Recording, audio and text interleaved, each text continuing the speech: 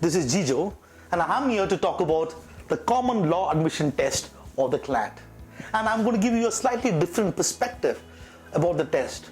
We know something about this test. We know CLAT has got these 5 areas. We have English, we have GK, we have maths, we have logic, and we have legal, and the total sums up to 200 questions.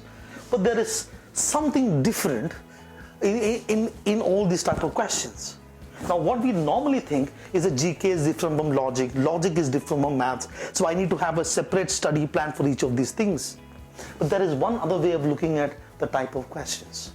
That is to look at the question in these 2 parts. There are certain questions which are actually testing your logic, and certain question which is testing your knowledge. Think about it. Certain question testing your logic, and certain question testing your knowledge. Let's take, for example, the section of English. Now you have reading comprehension, we have paragraph jumble, we have grammar based questions, and then we have what? Vocabulary based questions. Now if you look at the vocabulary based question, to do well in that particular question, you need to know the meaning of the word. You need to have knowledge, but you don't require that much of knowledge to do well in the reading comprehension one. The reading comprehension question is not testing your knowledge. Your paragraph jumble question is not testing your knowledge. Your grammar is testing your knowledge. Vocabulary is testing your knowledge. So if you look at it, there are these 15 questions which is actually based on logic. 10 from reading comprehension, 5 from paragraph jumble. And there are these remaining 25 questions which is on your knowledge. Now how does that change everything? It changes everything. For you to do well in a question which is testing your knowledge, I must have the knowledge, and I must build that knowledge. And let's just take, for example, the word. How many words I'm going to study? 6,000, 10,000. That's going to take a lot of effort. But reading comprehension, therefore, is different. Now, for this perspective, let's look at the CLAT paper completely differently. Now, we have questions that is based on logic and question that is based on knowledge. In English, there are about 15 questions which is based on logic and 25 questions which is based on knowledge.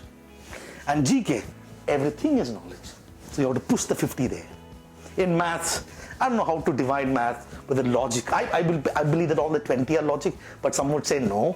So let's put 10 here and 10 there. Logical reasoning, every single 40 question is testing your logic, not your knowledge at all. So we'll push that there, all 40.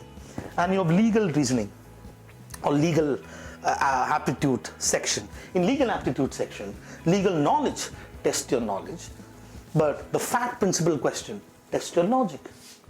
Now every year the composition of this is different, but let's by and large push about 10 questions which is on knowledge there, and about 40 questions which is on logic. Now if you add all these up, this will come very close to 100, and that will come very close to 100. 50% of a CLAT paper, around that, is testing your logic, and 50% of the CLAT questions is testing your knowledge. And knowledge takes time to build. So you must study knowledge, and you must start your GK preparation from now. Yes, you must. You must look at building your vocabulary from now. Yes, you must. But you should never forget about logic.